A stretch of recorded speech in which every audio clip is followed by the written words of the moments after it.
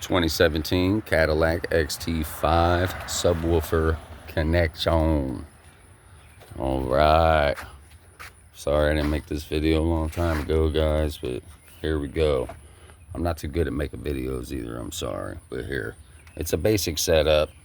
Yeah, I got a little shim in here, don't make fun of me. So I didn't do a big 3, but I did put 1 extra ground. I got that going right back there. A power wire hooked up here. You see the fuse. I got it running under here. I drilled that out, put a grommet in there, running under there. I got it taped down so it ain't flopping around. I drilled another hole right there, and I'm dropping it straight down to the passenger floorboard.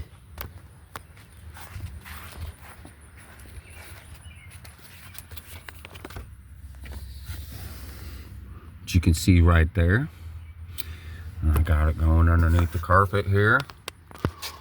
I took both seats out, well, both passenger seats, front and back. There's a plug on both seats. This one's got like a lever plug, which is really easy to unplug and attach the correct way. The rear seat has like a passenger sensor plug. That's easy to unplug, but it's really hard to plug back in. So I ran all my wires underneath there. I ran them up here. I got my ground wire hitting this, the bottom of the seat. A lot of people don't like that. I've been doing it for over 20 years. I've never had a problem.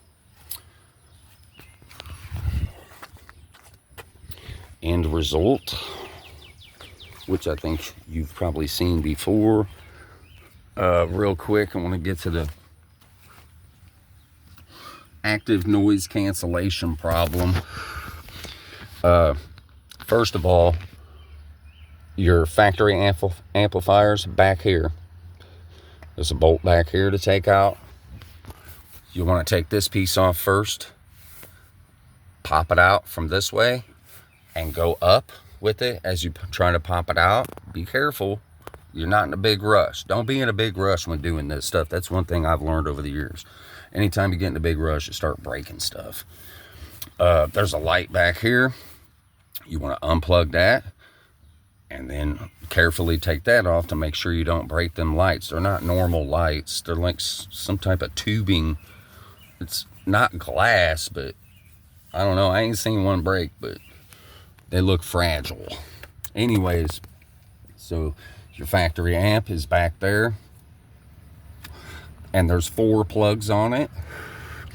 The third plug from the right, that plug, you'll need a bypass. You can get that off eBay for like $12-15. A ANC bypass is what that is called. You'll unplug that third plug, plug your new adapter into that, and then plug the adapter into the factory amplifier. If you don't do that, I'm pretty sure you're going to have 100% chance of, when you close your doors after your install, you're going to have a that's uncontrollable, and if you start driving around, it's going to get worse. So you might just want to go ahead and get that before you even start your install. There's also the start-stop bypass that I recommend.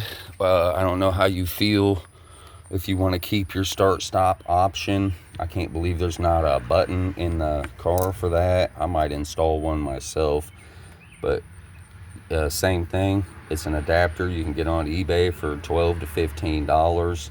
You unplug this, plug the adapter in, and then plug the other end of the adapter into the other side. You'll no longer have start-stop, but the reason I did that is because every time the vehicle start and stopped at stoplights, the amp would pop. Usually you can just, that's a one-time deal. You turn your bass knob all the way down, turn the vehicle on, and then you can go ahead and turn your bass knob back up. You never heard the pop.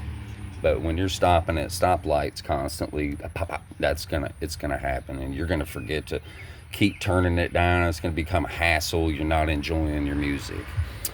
All right, what next? I'm just gonna throw, I just wanted to throw that out there.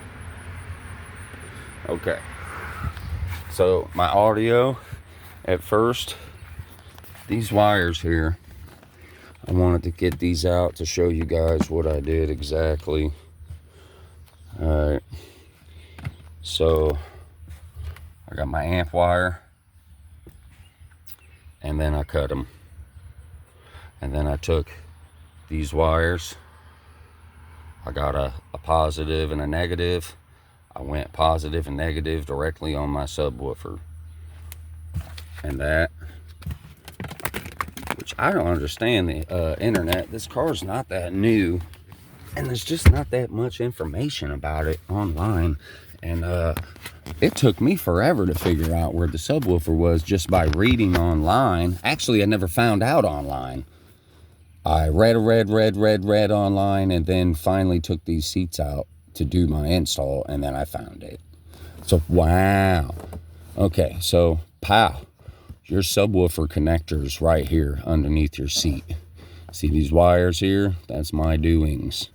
I attached these this way to the subwoofer underneath the seat.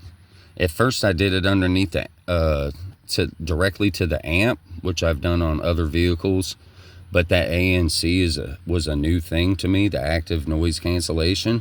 So I thought just the way my normal ways of doing it just wasn't cutting it on this vehicle, and in that aspect I was wrong. I was just fine. I just needed to get that ANC bypass. And ever since I got that, and then I took care of that stupid popping noise, we're good.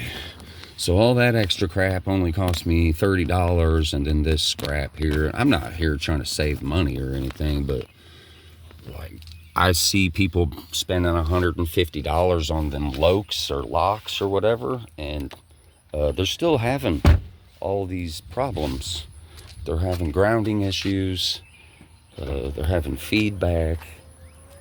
And, my shit's quiet. Sorry for cussing, but everything's quiet until you turn the volume up like it's supposed to. It sounds great too. And that 15 being in a prefab box, wow, it actually sounds great. I can't stand a prefab box. I like to build my own.